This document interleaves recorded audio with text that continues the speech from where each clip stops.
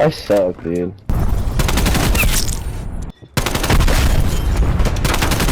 Bro, why do people be capping?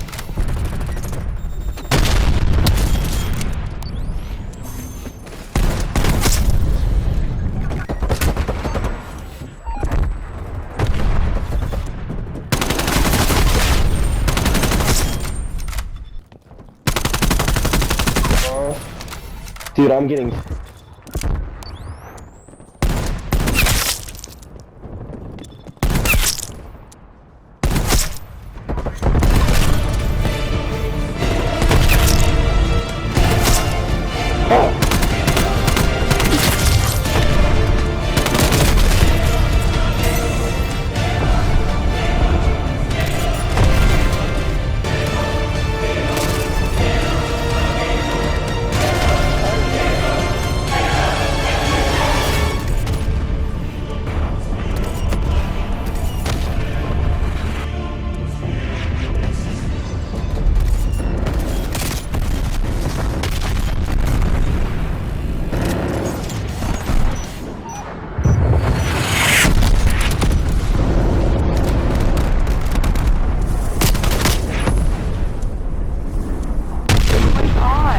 What?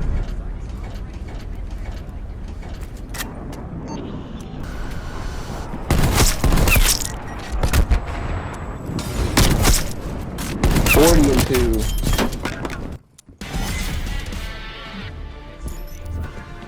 Yo, GG's boys, that was my first nuke. Yo, what's going on, guys? My name is Studio6 and welcome back to another video on the channel. And obviously, like you guys just saw, I got my first nuke in Call of Duty Black Ops Cold War. And even though it was my first nuke, I've gotten nukes in other games, and I came really close to getting I think it's called the V2 rocket in the Vanguard beta, and I hope to get that the second weekend coming up this Friday. So yeah, I'm gonna be grinding for that.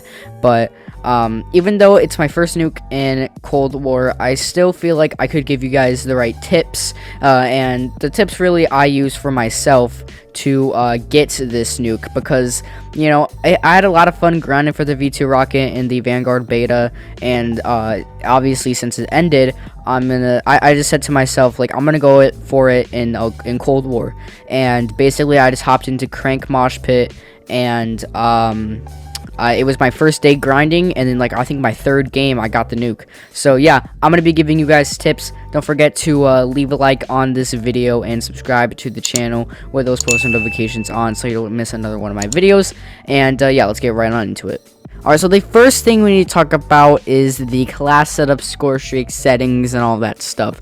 Because obviously you're not just gonna buy Cold War, get in your first match with, like, the preset classes and get a nuke. No, there are certain guns in this game that are just like the guns to use if you want to drop a high amount of kills. You know, even on my failed nuke attempts, I was going super positive. I was dropping like 60 to 5. I was doing really good, and you think, oh, that's not good. Well, it's good for me, so that's all that matters. It's just like Advanced Warfare. There are just certain guns where you just like use if you want to drop insane amount of kills. This is the AK-74U. This is like the best gun in Call of Duty Cold War. So yeah, you're gonna use that. And also, these score streaks also matter, because score streaks do count to getting your nuke. But it's not just any score streaks, it has to be the right score streaks. So I'm gonna talk about that as well, and then we'll just skim over these settings and pretty much be like, okay, so this is like this setting that you should probably want to turn off if you want to do a little bit better. This setting you should also probably turn on if you want to do better as well. So the class setup I would recommend running is, of course, the AK-74U with the Spetsnaz compensator as a muzzle, the 10.3 Task Force barrel, the 40-round speed mag, the GRU elastic wrap for your speed tape, and then the no stock attachments. These attachments on the AK-74U probably make it the best gun in Call of Duty Black Ops Cold War. It's such a good gun. It's such an absolute beam, and yeah, it's what got me my nuke, and hopefully it's what gonna get you your nuke or whatever you want to go for. For the secondary, I would recommend running the Diamatti or the Diamatti or the burst pistol, and you're going to want to run the muzzle brake 9, the 7.2 task force, the SWAT 5 milliwatt laser, the 30 round mag, the salvo 30 round mag, and the airborne elastic wrap. Once again, I didn't really use the pistol, but just in case you needed to whip out a quick sidearm, you can of course do so. For the equipment, I ran the stim shot. You know, if you need to, if you're low on health, you need to quickly get that health back, you can sure do. The Semtex I also ran, I think is the best lethal equipment. The field mic, because it's really just like a mini UAV. And then for the wild card, I actually went with perk greed because we're not using a second weapon and we're not using more than the attachments we have on the AK-74U. And plus we need those perks because, you know, we just need those perks, you know. So the flak jacket and tactical mask I would run for perk 1 to get those stuns and explosives out of there. For perk 2, I'd run quartermaster and scavenger because, you know, gotta save that ammo and stuff. And then for perk 3, I'll run ghost and ninja, obviously just to be a little bit silenter when maneuvering around the map. So this is the class setup I would recommend running. Here is just a quick look at my settings. If you want to copy my sensitivity and stuff, you sure absolutely can. I am playing on the PS5, and I do have controller vibration and trigger effect off. These things just like make you not as good at the game, so I would recommend turning them off. And for the aim assist and stuff, whatever you feel more comfortable with, whatever you feel better with, whatever you feel like you're doing better with, you can just change around the aim assist and sensitivity and stuff. Just don't copy down mine, because I feel comfortable with mine. You might not feel comfortable with my settings. Feel comfortable with your own settings. Experiment with them. And like I said, I don't really mess around with my aim assists and stuff. And one tip, if you are changing your settings all the time, don't do that, because, you know, it's just gonna get really confusing. I do have auto sprints on, which I would recommend, so you're not always clicking down on your left stick whenever you need to sprint. And then yeah, I have all that stuff on and stuff. But for graphics, it just encourage you guys, please turn up your field of view. It's on consoles, it's on everything. Please turn up your field of view. If you're playing on an 80, you're not going to see as much. Look at that little image right there. Obviously 120, you can see the biggest. You can, like, you're going to need your eyesight. You're obviously going to be concentrated when going for the nuke, since Cold War is very sweaty. You're going to need to see as much as you can, so please turn up your field of view to 120, and obviously turn off motion blur, because, you know, that's disgusting. That's going to make you puke. If you're motion sickness or something, just like don't turn it off. It makes your game look terrible. For audio, I recommend sound effects volume and master volume to be turned up all the way, and then dialogue, you know, also turn up. I really all these should be turned up, but Cold was kind of loud for me, and I got some music in the background sometimes. And then yeah, for your interface, obviously you should just keep all this on, and then yeah, for all this stuff you can just keep that on. Kill streaks. For kill streaks, I would strongly advise you to run the hand cannon, war machine, and harp, or the orbital VSAT advanced UAV, whatever you want to call it. These are probably the best kill streaks if you want to go on high streaks and for the kills to actual count. Now there are some kill streaks or score streaks that you can use that will also help towards your whatever it's called, help towards your streak, and there's also some that you can't. So here are all the kill streaks that can actually help you. The combat bow can help you, the flamethrower can help you, the death machine, hand cannon, and war machine. All those can help you towards your kills. You can also use the UAV, counter UAV, armor, care package, but the care package is a little bit different because you can get something like a VTOL escort out of there, but you can't use that unless you just want to get some side kills without it counting to your streak. You can also use air patrol, and I'm pretty sure that's all you can use. Oh, you can also use the harp, of course. And if you're wondering why not just use the VTOL escort, gunship, and like the chopper gunner or something, bro, this isn't Modern Warfare 2. You gotta get gun streaks.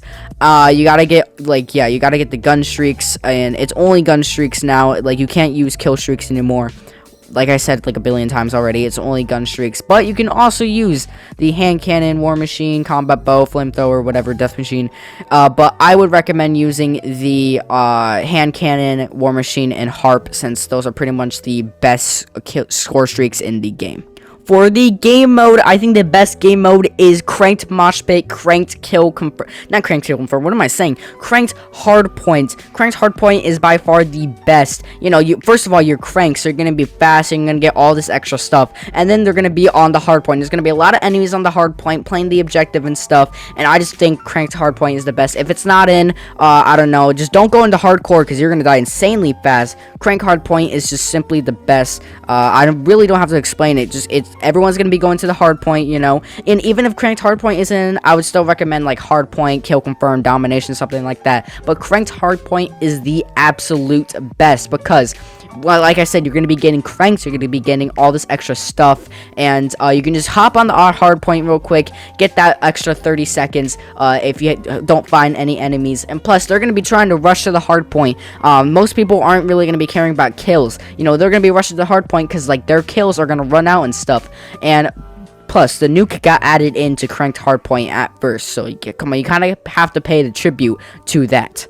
But yeah, so once you're in your Cranked Hardpoint game, running this class setup and stuff, you're obviously just gonna have to get in, get those kills. You know, obviously play it safe when you're getting these 10 first kills. But, you know, you kind of have to get, like, your 10 first kills and, like, get on the hardpoint if you have to, like, save your time or something. And by the way, when you're playing Cranked Hardpoint, do not get too close when killing them because they can explode and kill you. I can't tell you how many times I've lost my streak, my nuke streak, my high kill streak because I got exploded by someone. But to earn the to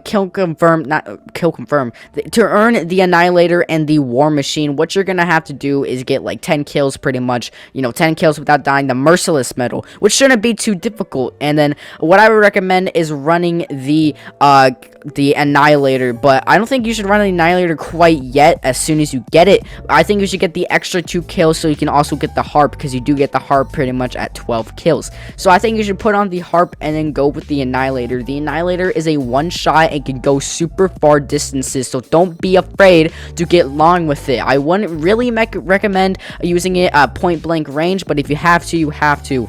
Then you should also pull out your War Machine. Also, don't get too close to the War Machine. The War Machine can go far. You just may have to arch it sometimes. It got 12 shots. The War Machine is super powerful. You're most likely not going to get hit markers, but if they're not doing any damage, you're probably trying to spawn trap them, which isn't going to work since of spawn immunity. So yeah, after the hand cannon is done, you want to pull out that War Machine, but don't pull it out right away. You know, if you have to get a kill with your Diamatti or the AK-74, you obviously do that. And always just be playing it super safe. Don't always go balls deep into the enemy team trying to spawn trap all the time. And also don't be camping in a corner. You always have to move, especially in this game, especially in this mode. You always have to move. You're literally crunked. You're cranked.